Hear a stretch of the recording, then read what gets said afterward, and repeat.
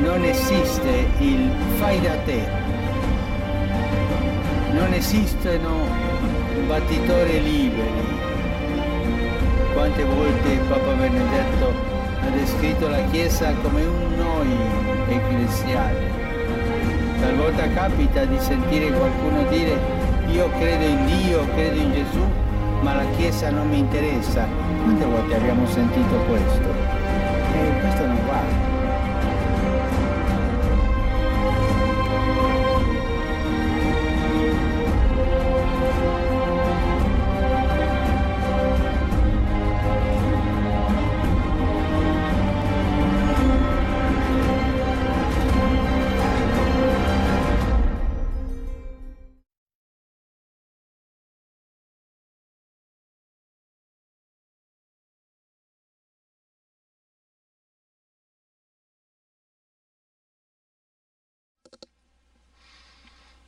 Alors bonjour, nous sommes le 26 août.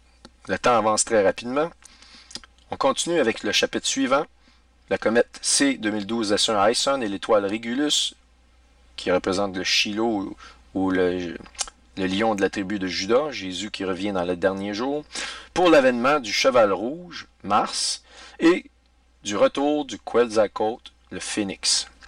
Alors, vous vous rappelez que c'est du 28 au 29 novembre 2013 que la comète Ison, qui est le cheval blanc, a entrepris sa périhélie autour du Soleil.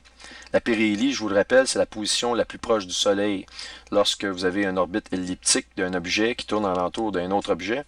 Donc, c'est à ce moment-là que, justement, Ison a été mise en pièces en partie et qu'elle a, dans son passage infernal dans l'atmosphère du Soleil, elle s'est transformée en un gigantesque phénix, en brûlant et en renaissant de ses propres cendres, parce qu'effectivement, elle a survécu à l'atmosphère infernale du Soleil. On l'a vu très bien, malgré ce que certains ont prétendu que c'était fini Dyson. On la voit continuer avec un noyau très important, mais avec énormément d'objets alentour d'elle, tout effrité, qui accomplit, tu as été précipité sur terre, tu as voulu aller au septentrion, etc., dans Isaïe 12, versets 13 à 15, comme on l'a déjà vu. Et donc, en plus de faire le phénix, comme elle l'a fait, elle a accompli avec une précision stupéfiante la prophétie maillante du retour de l'oiseau à plumes, le Quetzalcoatl. Alors ici, c'est quelque chose que je vous ai déjà montré, mais je vais réviser rapidement. Vous voyez l'oiseau à plumes, et le serpent mange la tête de l'oiseau à plumes. Ici, on le voit. OK? On le voit aussi ici, et c'est exactement ce qui s'est passé le 16 septembre, soit la fin de la terminaison du calendrier Maya, exactement, en 2013, le 16 décembre 2013, voyez-vous, Ison était ici, et près de la bouche du serpent. Et en passant, ce qui est intéressant, c'est que justement, dans la mythologie, ou dans les sciences occultes, et même un peu en astronomie, là, parce que ça servose un peu les deux, il est dit de la constellation d'Ophiuchus, et je vais vous montrer ici une autre image pour que vous voyez un peu mieux. Ophiuchus. Voyez-vous, Ophiuchus est juste au-dessus du Scorpion. Et vous avez le zodiaque, la Vierge, le Lion, le Cancer, le Gémeaux, le Taureau, voyons, Aries, c'est le Bélier, le Poisson, le Verseau, etc., etc. On continue Sagittaire, on retourne ici le Scorpion, mais on nous a dévoilé à un moment donné, comme subitement, comme s'il y avait une 13e constellation qui est Ophiuchus. Ah, tiens, une 13e constellation. Beaucoup de personnes, il y a 2 ans, 3 ans, me disaient ah, j'ai vu un papier, ça dit que finalement il y a 13 constellations, qu'est-ce que tu en penses? Eh bien, ce qui est spécial, c'est que la mythologie sur le Ophiuchus, c'est comme si elle a une personnalité, elle apparaît seulement à un temps précis, et Ophiuchus apparaît subitement au moment où il y a le retour du phénix, comme si le scorpion, on voit aussi dans la mythologie, le scorpion, vous savez, c'est l'aigle, dans l'ancienne mythologie, on comprend pourquoi c'est l'aigle, puisque l'aigle, la mythologie nous dit qu'à un certain moment dans l'histoire, de façon périodique, ça peut être à quelques milliers d'années, il devient, pendant un certain temps, un phénix. Alors, la mythologie, on sait que la mythologie vient finalement de la parole de Dieu, mais convertie pour que Satan s'approprie les bienfaits. Il se dit, voici, c'est ma mythologie. Il s'est donné un nom au-dessus de tout, Apollo. Parce que Apollo, dans la mythologie, je vous le dis, là, vous regardez, il y a les dieux, le dieu des dieux qui est Zeus, Zeus, le dieu des dieux. Vous avez le dieu de ci, le dieu de ça, blablabla. Bla, bla. Ils ont plein de dieux avec un petit G, gods, the gods, avec un S. Alors, ben, c'est pas compliqué. C'est qu'Apollo est au-dessus de toute chose. Mais qu'est-ce que la parole nous dit de l'Antéchrist? Qu'il ne respecte même pas le Dieu de ses pères. Et curieusement, je ne sais pas si vous voyez, Isis, qui a été de toute pièce montée par l'administration Obama, ben, il a été mis en place par l'administration américaine, mais il a été activé et financé pour le plan final par Barack Obama. Et donc, même, il y a un article qui est sorti cette semaine, 500 millions de dollars que Barack Obama les a donnés pour massacrer les chrétiens, etc., mettre à mort les chrétiens, détruire les chrétiens. Et on voit Isis détruire même des effigies des dieux sumériens, là, des dieux païens. Et justement, on nous dit de l'Antéchrist qu'il n'y a même pas le respect des dieux de ses pères. Alors, encore une fois, prophétie biblique sur l'Antéchrist correspond à M. Obama, puisque c'est lui qui est derrière Isis, et Isis détruit des vestiges des dieux sumériens. Vous avez des articles, je ne vous les montrerai pas, peut-être à m'amener, mais vous pouvez voir ces choses-là. Donc, le phénix, Ophiuchus devient le phénix à un certain moment de l'histoire. Ça, c'est vraiment intéressant, et là, on le voit ici, et ça s'est accompli par la comète Ison. Mais je vais vous montrer que non seulement elle l'a accompli dans l'appositionnement, mais je vais vous montrer éventuellement, très bientôt, des images d'Ison à un moment de la périhélie. Et je vous mets au défi de me dire que c'est pas un phénix qu'elle a fait avec les ailes et la queue qui se déploie dans le ciel. J'ai une photo prise par la NASA, là, pas prise par moi ou prise par des amateurs. Non, c'est la NASA. La comète Ison a littéralement créé, en se consumant, la forme d'un oiseau phénix. Et vous ne me direz pas que c'est un hirondelle, vous allez me dire que c'est un phénix. Là. Il n'y a aucun équivoque. Ça, c'est surnaturel. Mais saviez-vous aussi que l'oiseau qu'on aperçoit sur le grand sceau des États-Unis d'Amérique, que l'on croyait être un aigle, représente en définitive un phénix? Vous savez que l'aigle, c'est le symbole des États-Unis d'Amérique, tout le monde sait ça. Mais en définitive, il s'agit d'un phénix. Mais pas à n'importe quel moment dans l'histoire des États-Unis. Le phénix doit revenir à un moment très très précis, et c'est dans les derniers jours des États-Unis d'Amérique que le phénix doit se manifester. Alors, l'un des premiers à avoir démontré que les sceaux américains venaient justement du 4e éclogue de Virgile, et moi j'ignorais ces choses-là quand j'ai fait cette découverte-là, mais Tom Horn, il y a beaucoup de personnes qui connaissent Thomas R. Horn. C'est un important ministère biblique aux États-Unis. Et lui, je dirais, c'est la personne qui a fait la plus grande découverte et la plus grande recherche sur les grands sceaux des États-Unis d'Amérique.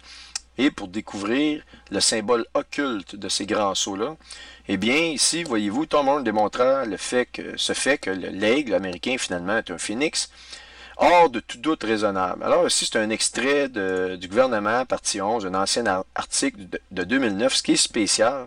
Justement, Barack Obama arrive, prend le contrôle le 20 janvier 2009, et ces articles-là sortent.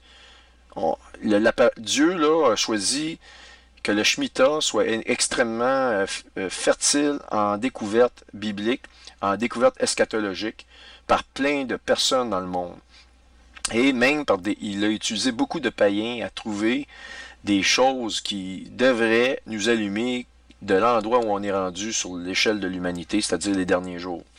Pas la fin du monde. Ceux qui me disent tu dis la fin du monde, là. Ben, vous pouvez aller vous rhabiller avec vos commentaires, parce que je vous mets au défi de trouver un endroit où je prononce la fin du monde en disant que ça va être ça.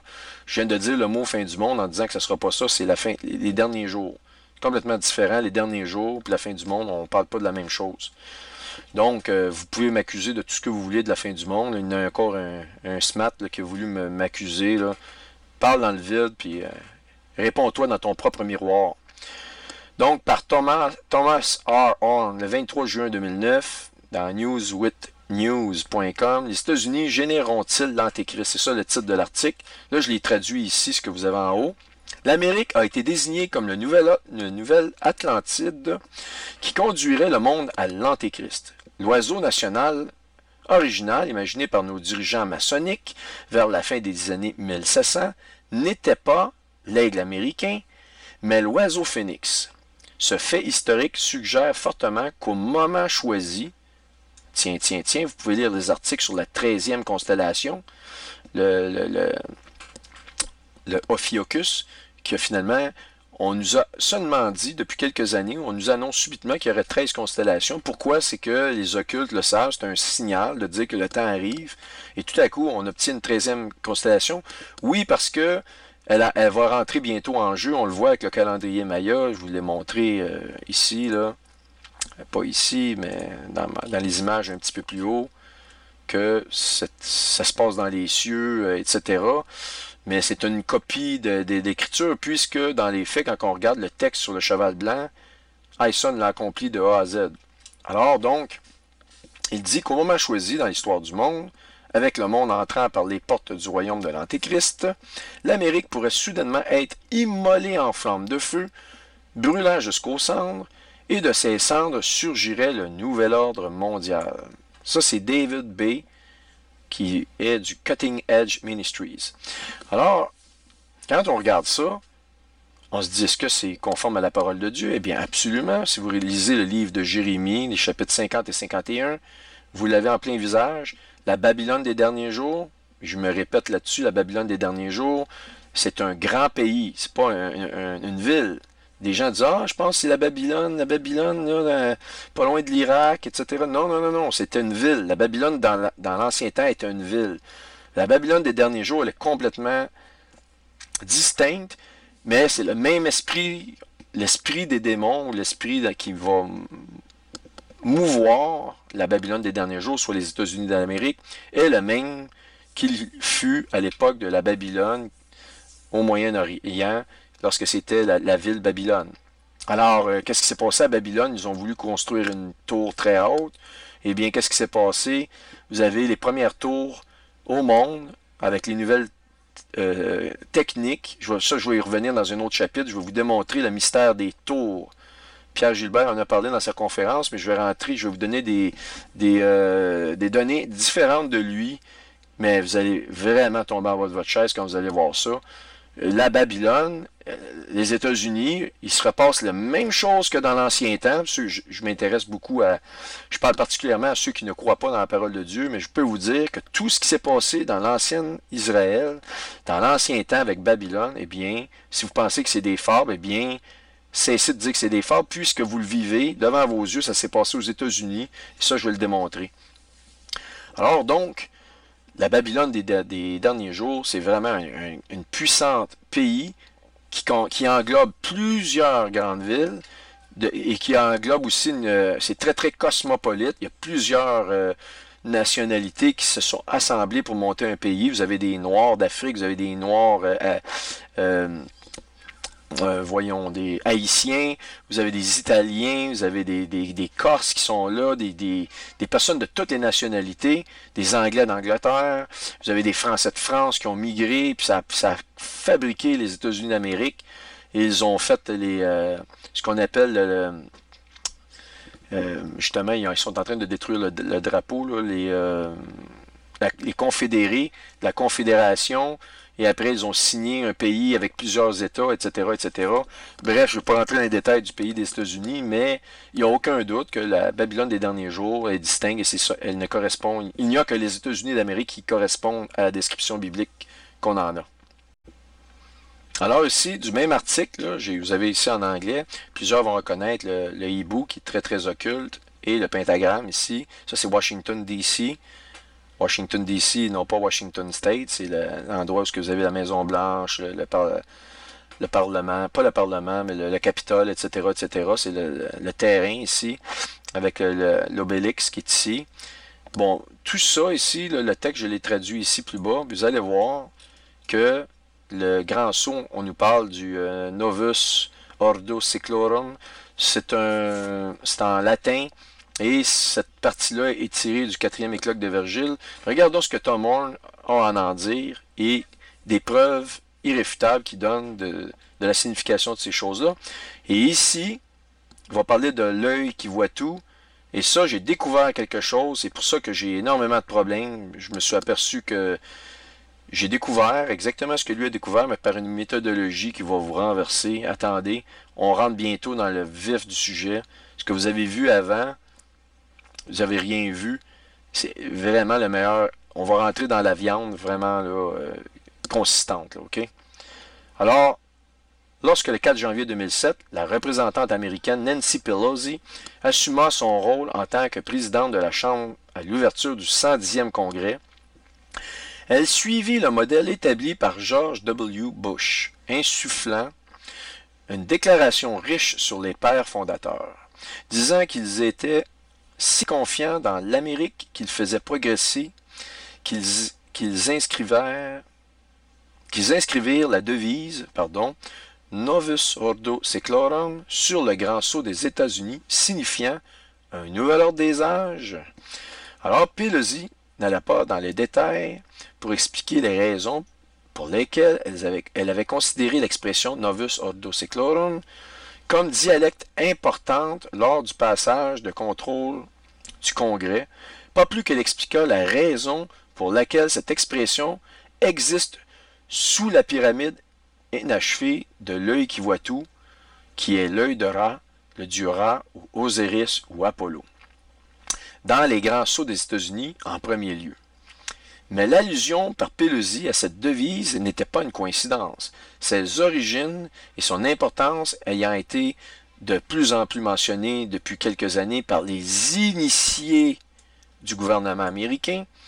La vraie signification de ce passage cryptique va devenir rapidement une évidence. Maintenant, regardez ce qui suit. Préparez-vous. C'est extraordinaire ce que je vais vous montrer là. On est rendu là au Phoenix. Alors maintenant, dans les preuves qui tendent à nous montrer qu'il n'y aura pas d'autre président américain, que Barack Obama est effectivement le dernier président américain, malgré tout le débat là, avec Trump. D'ailleurs, Trump, ceux qui suivent un peu la politique américaine, Donald Trump, alors Trump veut dire trompette. C'est assez spécial parce que je trouve qu'il y a énormément de coïncidences qui sonnent pour moi dans ma tête apocalypse, début des fin des douleurs, puis là c'est l'enfantement qui commence, les os vont couler très bientôt. Eh bien, une des preuves que Barack Obama serait vraiment le dernier président américain, et comme je viens de vous parler du phénix, etc., et de l'aigle américain, qui est en fait un phénix à son moment précis, à un moment précis dans l'histoire des États-Unis, qui était d'ailleurs prévu d'avance. Et selon moi, les Illuminati appellent ça l'anno lumina. L'anno lumina, ça veut dire l'année de lumière. Et l'année de lumière, dans un chapitre ultérieur, je vais vous démontrer avec des mathématiques positionnelles à partir des pyramides d'Égypte, et la distance précise par rapport à la ville de Jérusalem. Tout est centré sur Jérusalem. Les pyramides d'Égypte ont été construites de telle sorte qu'elles sont à une certaine distance précise de Jérusalem. Et ceux qui croient que Jésus n'existe pas, alors tout ça a été fait en fonction du peuple juif, encore une fois, qui est vraiment la plaque tournante de toute l'histoire humaine, et aussi de la suite des choses, de ce qui va se passer bientôt dans les tribulations. Eh bien, on est rendu au moment où le phénix se déploie actuellement, et voici la preuve. Je ne sais pas si vous saviez qu'Obama a révélé une prophétie très sombre de l'Amérique, celle que je vous ai montrée, que tout le monde parle ici, à l'effet qu'éventuellement les États-Unis vont devoir brûler de leur propre feu pour renaître des cendres, pour faire renaître des cendres le nouvel ordre mondial. Bref, c'est lorsqu'il a conçu son tapis présidentiel en août 2010 dans le bureau ovale. Chacun des nouveaux présidents a un budget pour faire ce qu'on appelle le tapis présidentiel avec le sceau de l'aigle américain. Ça, c'est le sceau du président des États-Unis. Chaque président peut faire changer certaines choses à l'intérieur du sceau, mais il y a des règles très précises à respecter que Eisenhower a mis en place. Je vais vous les montrer. Donc ici, on voit George W. Bush. Ça, c'est son aigle. Remarquez, toutes les étoiles sont blanches sous un fond bleu de la marine américaine. Ça, c'est des obligations d'avoir toujours des étoiles blanches. Vous ne pouvez pas mettre des étoiles d'autres couleurs que blanches. Et le fond en arrière de l'aigle doit être bleu selon le bleu de la marine américaine. Okay? Et là, on voit ici le tapis de Bill Clinton. Voyez-vous, toujours l'aigle, les étoiles blanches, avec un fond bleu de la marine américaine. Et avec l'aigle ici, on voit vraiment que c'est un aigle, vous le voyez, là, il n'y a aucun doute, c'est un aigle, cet oiseau-là. Et maintenant, quand on regarde le tapis de Barack Hussein Obama, qu'est-ce que vous remarquez? Bien, tout à coup, les étoiles alentour sont complètement noires, l'opposé. Assez intriguant, n'est-ce pas? Je vais vous montrer que c'est interdit à un président de mettre des étoiles noires ou toute autre couleur que blanche. C'est dans une loi à respecter.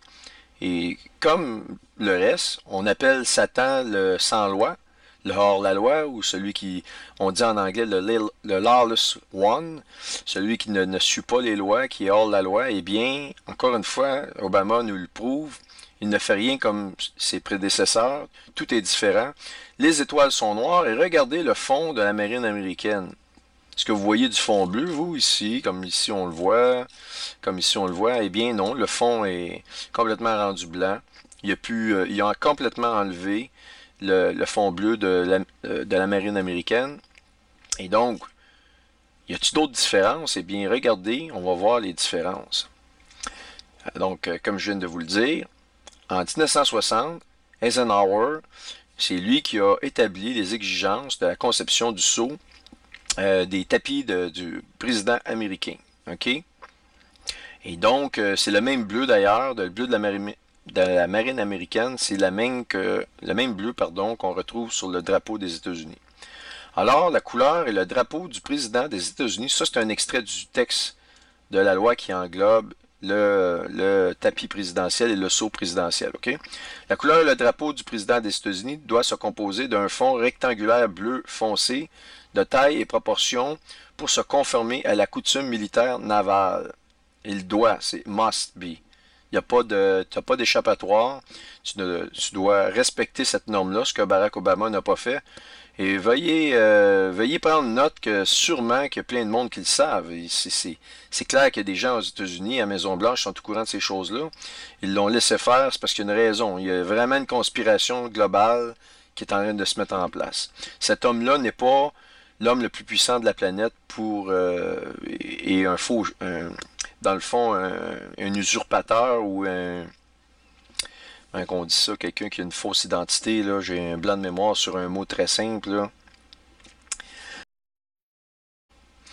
Ah, c'est ça, un imposteur, donc il est vraiment, on a toutes les preuves qu'on sait que cet homme-là a falsifié ses documents d'identification, etc., etc. Il s'agit bel et bien d'un imposteur. Et donc, pour qu'un imposteur reste comme président des États-Unis, il détruit les États-Unis par l'intérieur, c'est évident, c'est même pas, c'est évident. Ceux qui ne le voient pas ne veulent pas le voir. Eh bien, puis il reste en pouvoir. Cet homme-là aurait dû être arrêté sur le champ depuis longtemps, c'est parce qu'il est vraiment protégé, là. Alors donc, Obama n'a pas tenu compte des couleurs de fond bleu et pour les étoiles, il les a complètement changées. Parce qu'on a ici le texte extrait encore de Eisenhower, la loi, si vous voulez, sur le sceau présidentiel. Le tout entouré par des étoiles blanches disposées sous la forme d'un annelé avec un point de chaque étoile vers l'extérieur sur les axes rayonnants imaginaires. Le nombre d'étoiles doit être conforme au nombre d'étoiles dans l'union du drapeau des États-Unis. OK? Ça doit être blanc, il y a un certain nombre, etc. Et la couleur n'a pas été respectée ici par Obama. Mais le fait le plus renversant que je veux vous montrer, qui vous a peut-être échappé un petit peu, c'est le fait que l'oiseau d'Obama, finalement, n'est plus un aigle. Son oiseau, premièrement, est beaucoup plus mince. Vous allez voir, la tête est différente et les ailes sont différentes. Il s'agit bel et bien d'un phénix. Obama a non seulement changé les couleurs des étoiles, il a changé le fond le fond bleu pour un fond blanc, ce qui est interdit. Il va au contraire des exigences du sceau présidentiel. En plus de ça, lui a pris le phénix pour le représenter. Alors, voyez-vous ici, George W. Bush, on voit la pointe des ailes. On voit que c'est un corps assez gros, assez gras. Voyez-vous le cou ici, l'angle vers l'extérieur, vers le bec, comme ça. Et lorsqu'on regarde Obama, le cou revient par en arrière, comme ça, avec un bec très pointu, une silhouette très élancée, beaucoup plus mince, et des ailes beaucoup plus pointées. Et voyez-vous ici, on voit vraiment l'aigle avec l'angle vers le devant du bec. Ici, un phénix, ça revient par en arrière.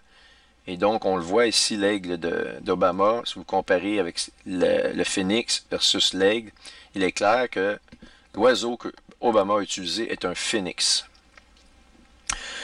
Là, ce qui est intéressant ici, c'est de noter la date qu'Obama a fait faire son tapis présidentiel. Parce que le président n'est pas obligé de le faire immédiatement lorsqu'il prend le pouvoir aux États-Unis, qu'il rentre dans le bureau ovale.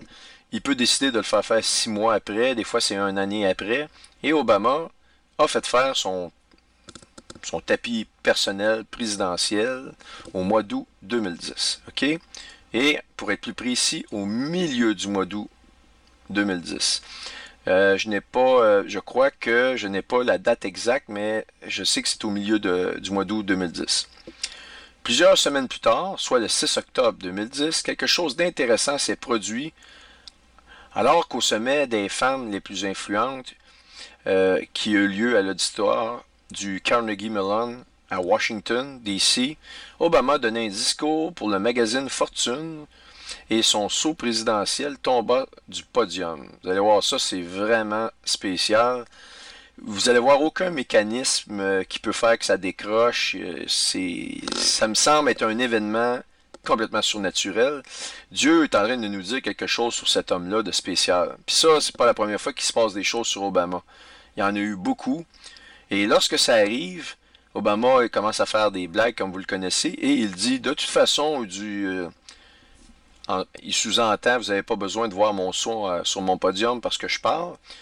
You know who I am. Vous savez qui je suis. Moi, je pense que c'est une connotation très double. Parce que, oui, évidemment, vous savez, on sait que c'est le président des États-Unis. Mais moi, d'après moi, toutes les occultes utilisent toujours un double sens dans ce qu'ils font.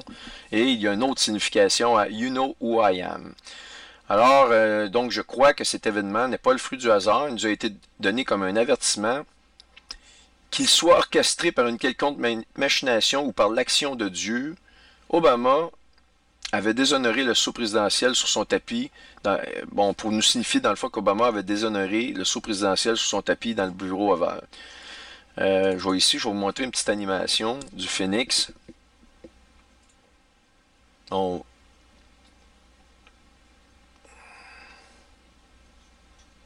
ça c'est le phénix. On voit l'angle du cou qui revient par le derrière versus le cou est penché par le devant pour l'aigle. Ça c'est Clinton. Comme je vous ai montré tout à l'heure. Bon, les étoiles rendues noires. On voit le phénix d'Obama et le phénix des Illuminati. On voit vraiment la tête. Avec un angle vraiment vers l'arrière. Donc, ça, c'est une petite animation. Et maintenant, je vais vous montrer la vidéo de Obama. Lorsqu'il donne son discours. Et regardez bien, c'est à quelle phrase qu'il dit que le seau ici que vous voyez va tomber par terre. C'est vraiment... C'est parce que la phrase va avec quelque chose qui tombe. Il va dire « We cannot sustain ». Il veut parler, lui, que, on ne peut plus continuer dans cette voie-là, il faut faire des changements. C'est dans ce sens-là qu'il dit la phrase « We cannot sustain anymore ». Autrement dit, nous ne pouvons plus supporter ou soutenir encore. Et lorsqu'il dit « nous ne pouvons plus soutenir », eh bien, ça ne se soutient plus, ça tombe. Ça va avec la phrase. Vous allez voir, il n'y a aucun mécanisme. Il peut y avoir des collants qui se sont décollés, mais on ne voit aucun mécanisme. Derrière, il n'y a pas de crochet, il n'y a absolument rien qui fait que ça aurait pu tomber exactement à la phrase qu'il dit. C'est pour ça que je vous dis c'est inexplicable. Il y a peut-être une explication, mais je ne suis pas capable de vous la donner. C'est vraiment, vous allez voir par vous-même. là, je vous traduirai pas tout ce qu'il dit. Ce qui est important, c'est au moment où il dit cette phrase-là, puis que vous voyez ça tomber. Le reste, il dit un discours d'environ une demi-heure. Là, je l'ai coupé là, pour que vous voyez cet événement-là. Hello, everybody. Internet. So that you can get your products and services to the work of the future. We cannot sustain. Whoops. Was that my? Voyez-vous, we cannot sustain, bading, bading, ça tombe à terre. Et là, ce qui est encore très important, voyez-vous, là, il n'y a pas de sourire, là. Il va dire une phrase qui, d'après moi, est à double sens. Les occultes sont très forts là-dessus. De toute façon, il va dire, c'est pas important, you know who I am. Vous savez qui je suis. Évidemment, tout le monde sait que c'est le président des États-Unis. Vous allez voir, quand il dit, il n'y a pas un sourire, c'est pas une blague. Il est très, très sérieux, puis après ça, il se met à la blague. Et les gens vont vraiment rire dans la salle, ils trouvent ça bien, bien cocasse, ils trouvent ça bien drôle, sans se douter qu'il y a un message double à l'intérieur de ça. Alors, Obama, c'est pas la première fois qu'il dit You know who I am, qu'il fait des rapports à ce niveau-là. Qu'est-ce qu'il veut dire par ça? Lui, je pense qu'il se prend pour la personne qui va dominer sur le monde. Moi, c'est mon opinion. Sinon, you know who I am, il est le président des États-Unis, mais lui, il se comporte pas comme le président des États-Unis, il se comporte pour quelqu'un qui va aller plus haut que ça, là. OK? Oh, goodness. That's all right. All of you know who I am. Regardez le visage sérieux. Il dit, chacun d'entre vous savez qui je suis. Regardez, il n'y a pas... si quelqu'un me dit que c'est une blague, avec la face qu'il fait, il envoie un message très sérieux pour une minorité qui peut voir à travers son message.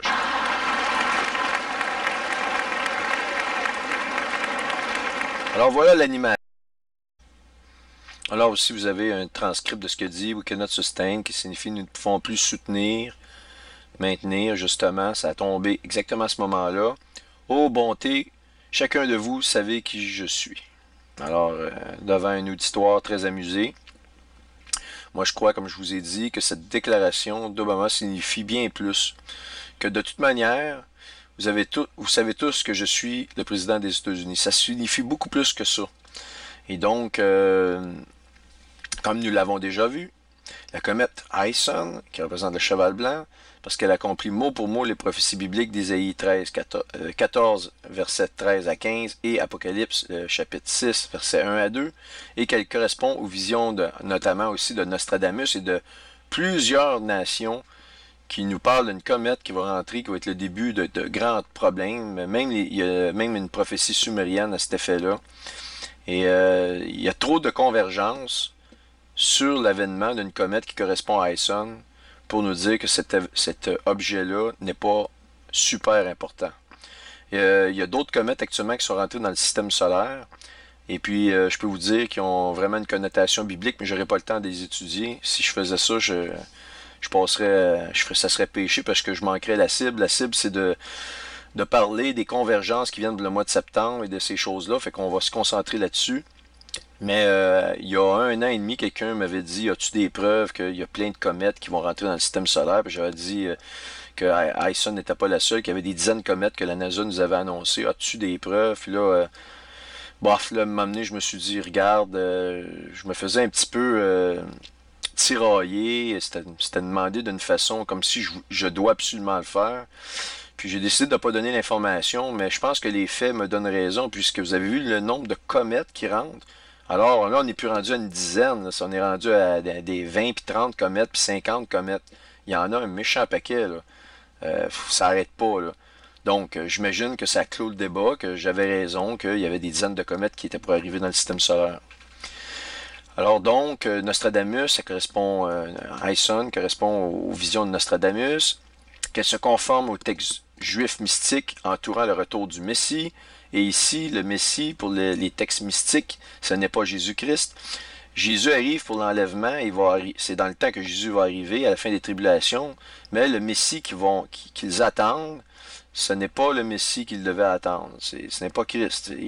Ça va être l'Antéchrist qui va venir, qu'ils vont reconnaître comme le Messie.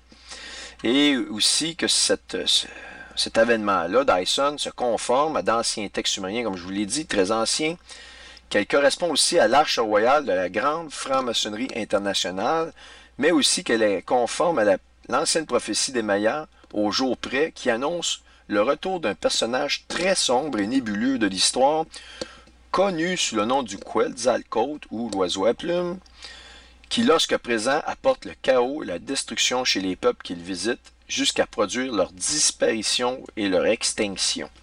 Je vous l'ai montré tout à l'heure, on comparait avec une image de Stellarium, et on voyait que, justement, Hyson s'est retrouvé le 16 décembre 2013 à la terminaison du calendrier Maya, exactement à l'embouchure de la tête du serpent, du Ophiuchus. Ophiuchus qui amorce à ce moment-là, qui devient la 13e constellation, une constellation qu'on ne nous avait jamais parlé. Tout à coup, bang, on commence à faire des articles là-dessus. Et comme je vous l'ai déjà expliqué, donc ça correspond à la Bible, les Mayas. Ça ici, c'est le texte de Nostradamus et l'Arche royale. OK? L'Amassor. Si on regarde juste le texte de l'Amassor, ça c'est assez intéressant à ce niveau-là. Alors, elle ne fait pas exception à la prophétie biblique. Lorsqu'Hyson a passé dans les cieux, elle a écrit comme un livre. Elle a touché l'arc, après ça, elle a fait la couronne, etc. Tout ce que le texte du cheval blanc nous dit dans l'Apocalypse, Hyson l'a accompli dans les cieux.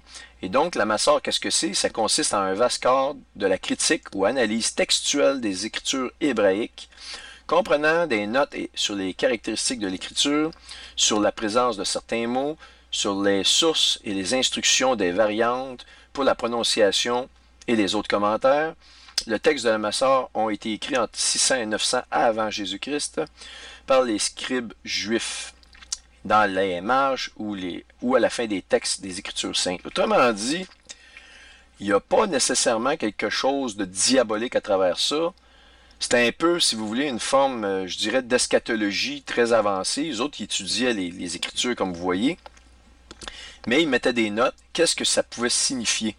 Et c'était des gens, les scribes étaient très, très, très brillants. Et ils ont fait certaines comparaisons parce qu'ils connaissaient vraiment bien les Écritures. Ils étaient un peu comme les ordinateurs d'aujourd'hui. Aujourd'hui, vous savez, vous tapez un mot-clé, vous arrivez dans la Bible.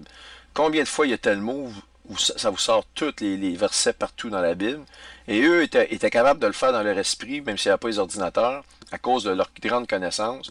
Et donc, ça les a permis d'écrire certaines choses et qui peuvent être d'inspiration maligne ou non maligne. Mais peu importe, de toute façon, les scribes n'étaient pas nécessairement croyants dans Dieu comme Dieu l'entend. Et ça, vous voyez, j'étais pas là, je ne peux pas savoir qui l'était, qui ne l'était pas. Il y avait sûrement des gens vraiment touchés par Dieu dans les Juifs. Est-ce que ce texte-là ici qui suit a été vraiment inspiré bibliquement ou pas? Mon but n'est pas de faire un débat avec vous à ce niveau-là. Vous pourrez choisir la version que vous préférez. Sauf que ce texte-là s'est accompli complètement par la comète Hyson. Et le texte va comme suit. La semence de la femme, qui est représentée par la Vierge dans les cieux, le lion de la tribu de Juda, qui est l'étoile Régulus dans le lion, qui doit punir l'ennemi, rachètera, le rachat se fait dans la balance donc, son œuvre expiatoire par le conflit avec l'ennemi qui blesse le talon de l'homme. Qui dans la Bible est l'ennemi qui blesse le talon de l'homme? Eh bien c'est le serpent, donc l'ennemi c'est le serpent. Le puissant, qui est représenté dans les cieux par Hercule, c'est lui qui est le puissant dans la mythologie, il régnera victorieux en se blessant le talon, en combattant le dragon. La constellation du dragon représente le dragon, en le foulant sous son pied, pour après consacrer à nouveau le temple de Dieu. Wow! Donc, moi j'avais premièrement interprété ça que lorsqu'Hyson sortirait de la constellation du dragon, ce qui est déjà fait depuis un bout, ça a été fait en 2014, eh bien, à ce moment-là, on parlerait de la reconstruction du temple. Ça s'est fait, mais vous allez me dire, oui, mais la reconstruction du temple n'est pas faite. Alors, ce que j'ai découvert, c'est qu'Hyson a un cycle, et c'est à la fin de ce cycle-là qu'il devrait vraiment commencer à parler de la reconstruction du temple et mettre ça en branle de façon officielle. Regardez bien, je vais juste reprendre mon stellarium et on va réviser ensemble tous les parcours qu'Aïson a fait, et vous allez voir que dans l'ordre, elle a accompli, elle a passé dans la Vierge, elle a passé à côté de l'étoile Régulus, elle a passé dans la constellation du Serpent, elle a passé dans la constellation de la Balance, elle a passé dans la constellation du Dragon, et tout dans l'ordre qui est donné là, exactement. Ça, là, c'est vraiment spécial. Comme un livre qui se déroule dans les cieux.